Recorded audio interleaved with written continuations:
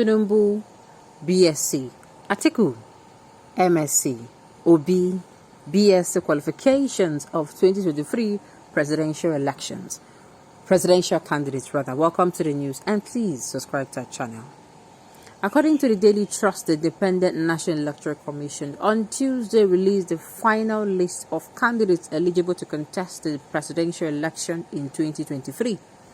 It should be recalled that in June, the Independent National Electoral Commission, INEC, released the particulars of presidential candidates and running mates. As the campaign for the 2023 general elections is about to kick off, the Commission on Tuesday published the final list of the presidential candidates. The list contained the names of the candidates and their educational qualifications. From a list, it will interest you to know that the presidential candidate of the All Progressives Congress, Bola Tinubu, presented a Bachelor of Science degree, while Kashim Shettima, his running mate, presented a General Certificate of Education, GCE. Also, as displayed by INEC, the presidential candidate of the People Democratic Party, Atiku Abubakar, presented a master's degree, while Ifeanyi Okowa, his running mate, presented a Bachelor of Medicine, Bachelor of Surgery degree, MBBS. The presidential candidate of the Labour Party, P2B, presented BSc as his highest qualification, while Yusuf Dati Baba Ahmed, his running mate, presented a PhD. Lastly, the presidential candidate of the New Nigerian People's Party, Rabiu Kwankwaso, and Bishop Isaac Idahosa, his running mate, presented a PhD respectively as their highest academic qualifications. Now, let me say this. So, all these things, first off, I still feel it is actually wrong timing. This is coming up, should I say late? Except they want to tell me that, this publication, they have done all their findings, they have done all their background checks, and they just want to push it out to the public to tell them that these people are good to go. But to me, I feel this list would have come earlier. But that notwithstanding, here is what I have to say again. You knowing, you having a first class, you having a PhD or whatever, does not actually translate to you being a very wonderful leader. No offense given. It does not naturally translate. Why? Because your educational life, your school life, and life itself, they are different areas. That is why you see some people excel educationally, they're excelling, they're A+ students, but in life, they're not. Why do you think it's so?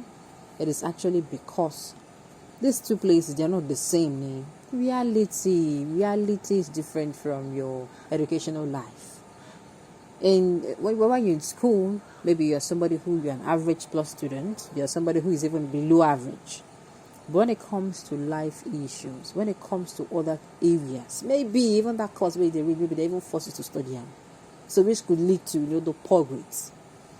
But the thing is, in reality, let us not be carried away by who has PhD, who doesn't have MSc, who graduated with the first class. No. We should make sure what we are out for, we are focused on looking for someone who is who can do life well, who can feel what the people are feeling, who have empathy, who has sympathy, and who is definitely hungry to make Nigeria a better country. I hope you understand the point I'm trying to raise here. Well, let's see what people have to say. Of course, definitely, let's hear their opinion. Atiku is the most qualified. Wow. You see, when you're talking about educational qualifications, you see how people see it. You see, you have an MSc, a PhD, 5 PhD from different universities or different courses does not actually mean that you can be a good person, that you can be a good father. It does not mean that you can be a very good person to build business or businesses with. It does not mean you can be a good leader. Are you people now saying that it is totally different? All those things are necessary. In fact, they help shaping you. They help, help you see something from different perspective. But they do not, it is not the criteria. It is not the ingredients. It's not what will make you a good leader. No. You can see someone who has never seen the four walls of a university comes out and he's a very good leader. Or someone who has even studied PhD, is not. So if you're talking about academic qualifications, it is not the same as leadership qualifications. All right. Okay. Obi had BSc and he cannot speak good English. Who said so? Even then, he did not study English. We need to subject these fellows to primary 4 examination as a way of verification on their Toronto claims. Funny enough, Jagaban's claim is straightforward. His parenthood, mother and father has no record of his school. No record of a single school. Poor health, now wow. Yet, he continued to steal billions from Lagos Treasury. His political structure with that of Buhari made Nigerians poorer.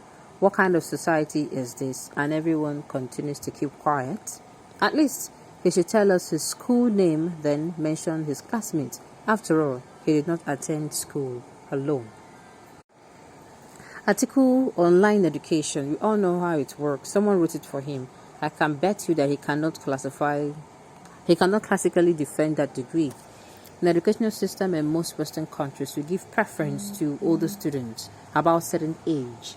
You all can insult me, but I'm telling you the truth, because in international educational system and a European qualified professor. No nice at all. No nice at all. Graduate from the same Western world could not defend the certificate as complained by NYC recently. Oh, wow.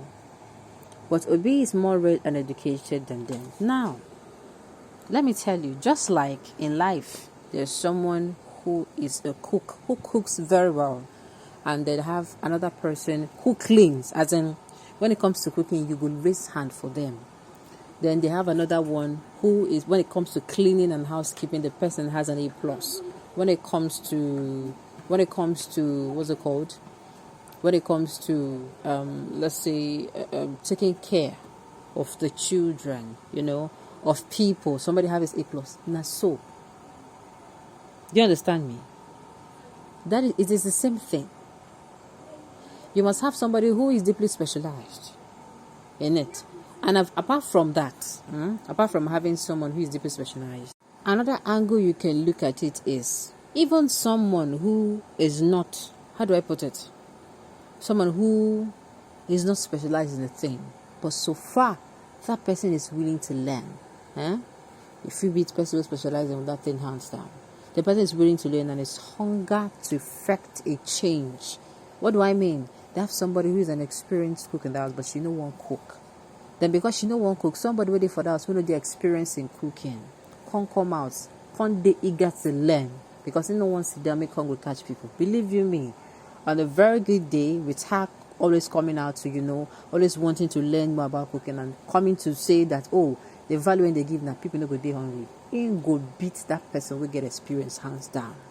Alright, so these things are two different areas, and that is why I keep saying educational qualification does not in essence mean leadership qualification.